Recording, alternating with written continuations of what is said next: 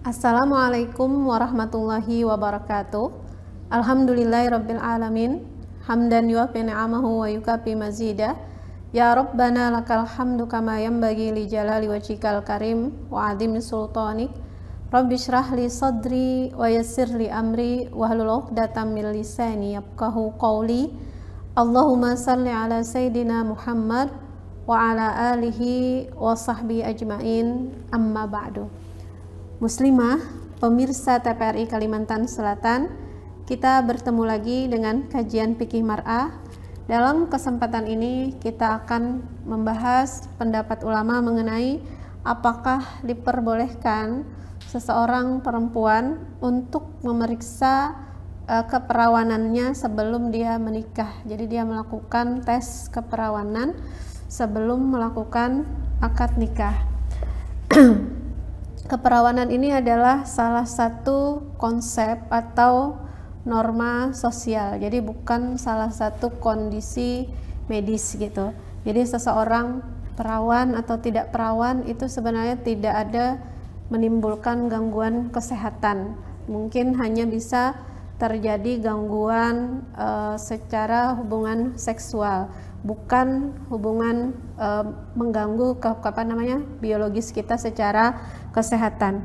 Jadi tidak ada definisi yang spesifik mengenai apa yang dimaksud dengan perawan, kecuali hanya apabila seseorang perempuan itu belum pernah melakukan hubungan seksual sebelumnya atau hubungan biologis sebelumnya. Jadi hanya hal itu yang dijadikan patokan bahwasanya perempuan itu perawan atau tidak. Tetapi ada juga beberapa kalangan yang mengatakan bahwasanya hubungan seksual itu tidak hanya terjadi apabila terjadi misalnya penetrasi alat kelamin laki-laki ke dalam alat kelamin perempuan. Jadi bisa juga yang dinamakan aktivitas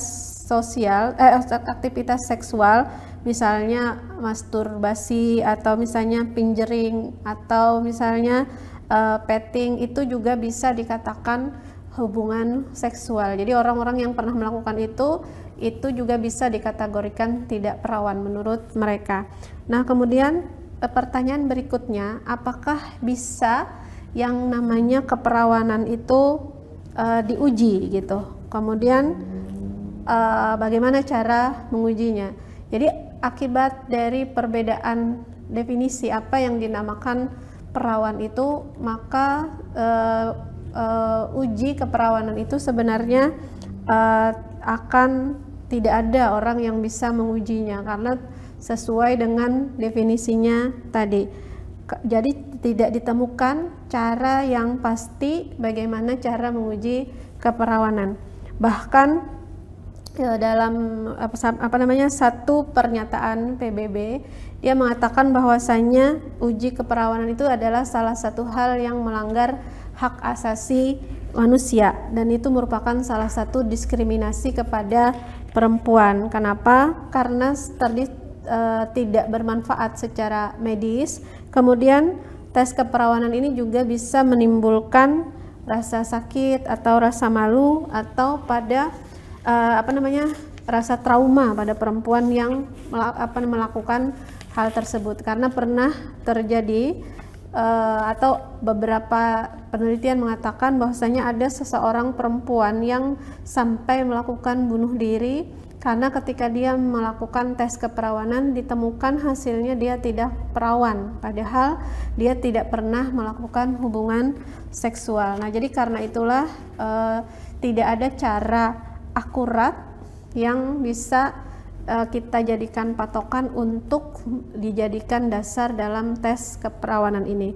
Kemudian ada beberapa kondisi sosial atau beberapa kasus yang mengharuskan dilakukan tes keperawanan. Jadi misalnya dalam kondisi sosial, misalnya ada calon mempelai laki-laki yang mensyaratkan kepada calon istrinya untuk melakukan tes keperawanan, atau dalam beberapa kasus misalnya telah terjadi pemerkosaan, maka diperlukan pemeriksaan untuk membuktikan bahwa telah terjadi kasus pemerkosaan tersebut.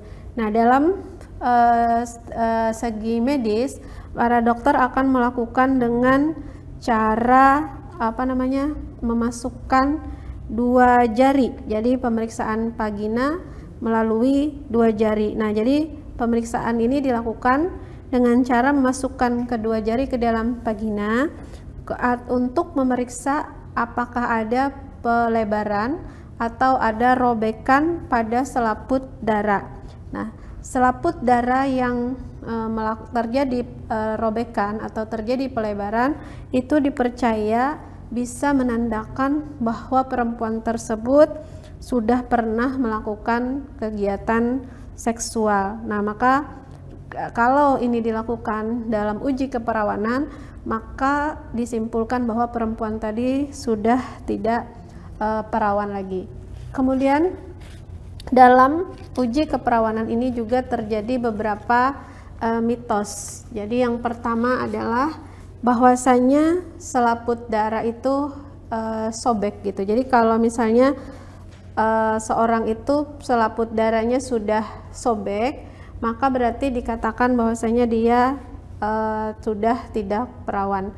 Padahal sobek atau tidaknya selaput darah itu tidak bisa dijadikan tolak ukur bahwa dia tidak perawan, karena selaput darah itu adalah selaput tipis yang dia lentur. Jadi bisa saja terjadi hubungan seksual tapi selaput darahnya tidak robek. Nah, kemudian juga selaput darah itu mempunyai lubang di bagian tengahnya, karena setiap perempuan itu mengalami menstruasi. Jadi lubang ini memungkinkan darah keluar setiap bulan. Nah, jika misalnya dia mempunyai lubang yang lebih besar, maka tidak akan robek ketika terjadi penetrasi hubungan seksual. Nah, kemudian juga selaput darah itu seperti yang kita tahu bisa juga sobek bukan hanya karena hubungan seksual, bisa terjadi karena kecelakaan atau karena olahraga berat atau hal lainnya. Karena itulah hal ini tidak merupakan satu bukti yang valid bahwa dia perawan. Kemudian yang kedua, harus berdarah gitu. Jadi kalau berdarah berarti perawan, kalau tidak maka tidak perawan. Ini juga merupakan mitos, karena tadi kita telah sebutkan kalau semakin elastis maka semakin tidak sakit gitu ketika melakukan hubungan seksual. Atau apabila perempuan mempunyai gairah seks maka dianggap tidak perawan. Ini juga merupakan suatu mitos. Muslimah, pemirsa TPRI Kalimantan Selatan, kita akan membahas lagi bagaimana hukum melakukan tes keperawanan ini setelah jeda berikut.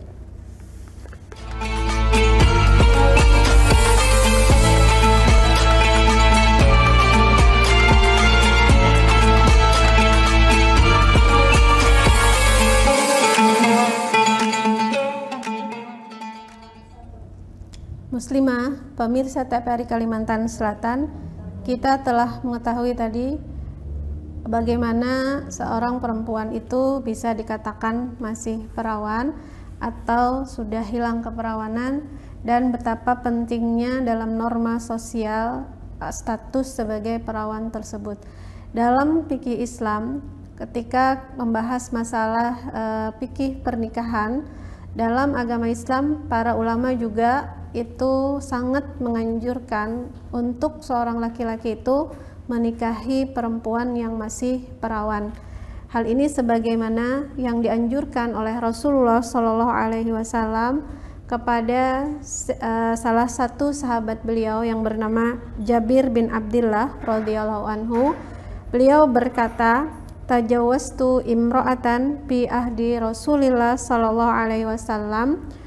Falaqitun Nabi sallallahu alaihi wasallam faqala ya Jabiru tajawwazta, qultu na'am, qala bikrun am taibun, qultu saibun, qala fahalla bikran tula'ibuha, qultu ya Rasulullah inna li akhwatin, fakhashitu an tadkhula baini wa bainahunna.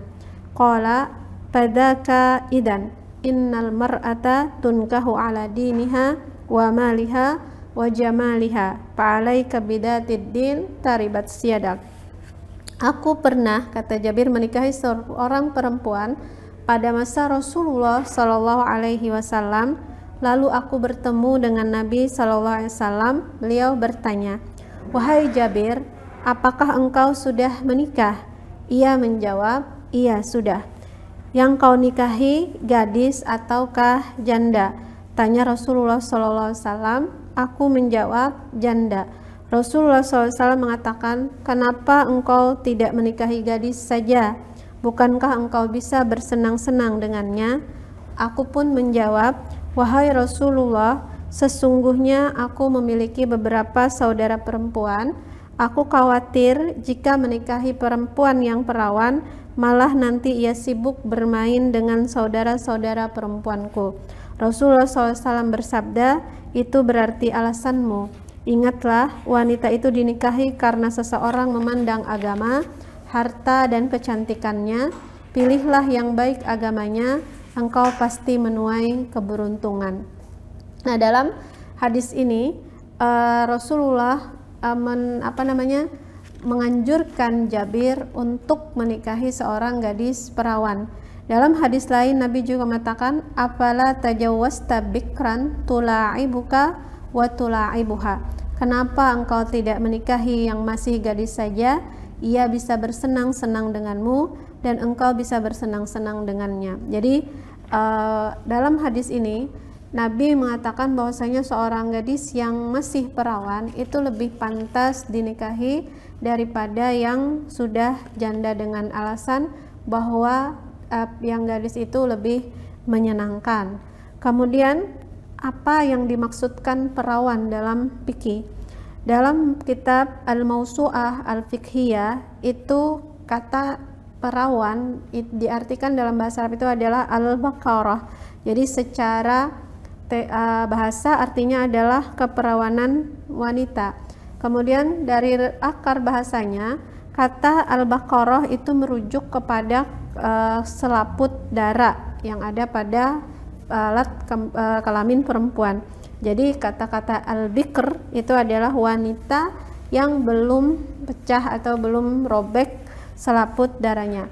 Kemudian ulama Hanafiyah mereka mendefinisikan bahwa kalimat al-bikr itu secara istilah adalah sebutan untuk perempuan yang belum pernah digauli atau disetubuhi, baik dengan nikah ataupun di luar nikah. Jadi kalau belum pernah bersetubuh maka dinamakan perawan. Begitu juga menurut ulama Malikiyah bahwasanya yang dinamakan al-bikr atau perawan itu adalah untuk perempuan yang belum pernah disetubuhi, baik dalam nikah yang sah atau nikah yang fasid gitu. Jadi yang selama di dalam akad nikah maka dia dikatakan masih perawan. Kemudian ada juga pendapat lain dari madhab Maliki yang mengatakan bahwasanya yang dinamakan al-bikr itu adalah perempuan yang benar-benar masih perawan. Dalam kitab Mawsu'ah Al-Fiqhiyah itu juga disebutkan lawan dari kata al-bikr itu adalah as-suyubah. Jadi suyubah itu artinya adalah orang yang kehilangan keperawanannya karena telah melakukan hubungan seksual, baik dalam hubungan yang sah, dalam nikah yang sah, atau di luar hubungan nikah. Nah, jadi hampir sama definisi keperawanan ini menurut ilmu fikih dan menurut ilmu medis kesehatan. Kemudian bagaimana jika seorang laki-laki yang menikahi perempuan yang dia anggap masih perawan, tetapi ketika sudah menikah kemudian baru diketahui bahwa perempuan tersebut sudah tidak perawan lagi. Nah, ulama-ulama Hanafiyah mengatakan bahwa seorang laki-laki yang awalnya menikahi perempuan yang masih perawan, lalu setelah digauli diketahui bahwa dia perempuan tersebut tidak lagi perawan, maka kewajiban mahar katanya tetap harus ditunaikan oleh laki-laki tersebut, karena mahar itu disyariatkan untuk istimta atau untuk bersenang-senang dengan perempuan, bukan karena perempuan itu perawan atau tidak. Nah, jadi keperawanan yang hilang sebelum akad nikah itu tidak menyebabkan akad nikah menjadi batal. Kemudian ulama Malikiyah juga berpendapat seperti itu, kecuali kalau laki-laki tersebut mensyaratkan bahwa perempuan tersebut harus perawan ketika menikah tersebut. Tetapi kalau tidak, maka mahar dari perempuan tadi tidak bisa dikembalikan, baik dia sudah masih perawan atau sudah tidak perawan lagi. Kemudian ulama Syafi'iyah itu juga mengatakan bahwasanya hal tersebut juga tidak membatalkan akad nikah apabila tidak disyaratkan bahwasanya perempuan itu harus perawan. Nah, kemudian ada pendapat kedua dari fikih Syafi'i, ulama-ulama Syafi'i mengatakan bahwa tidak terpenuhinya syarat itu menjadikan pernikahannya batal. Kemudian ulama Hambali juga mengatakan bahwasanya akad nikahnya batal. Jadi dari penjelasan di atas bahwasanya jika kita mendapati perempuan yang dinikahi itu sudah tidak perawan setelah menikah, maka tidak mengembalikan atau tidak menjadikan akad nikah itu batal dan tidak diwajibkan mengembalikan mahar, kecuali kalau laki-lakinya mensyaratkan hal tersebut. Muslimah, pemirsa TPRI Kalimantan Selatan, kita akan membahas lebih jauh lagi bagaimana jika seorang perempuan akan melakukan tes keperawanan setelah jeda berikut.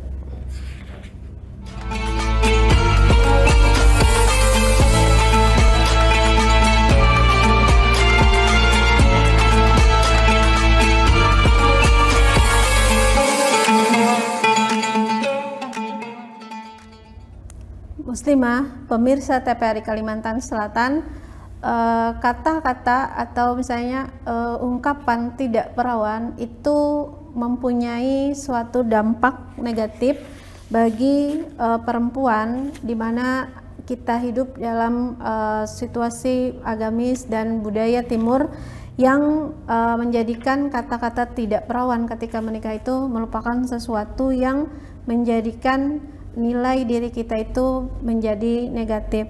Di antaranya adalah kita jadi tidak mampu membanggakan diri kita di hadapan suami, kemudian kita merasa bersalah atau minder, atau terjadi kurangnya kepuasan hubungan intim, dan akan mungkin menyebabkan konflik dalam rumah tangga yang susah untuk dituntaskan.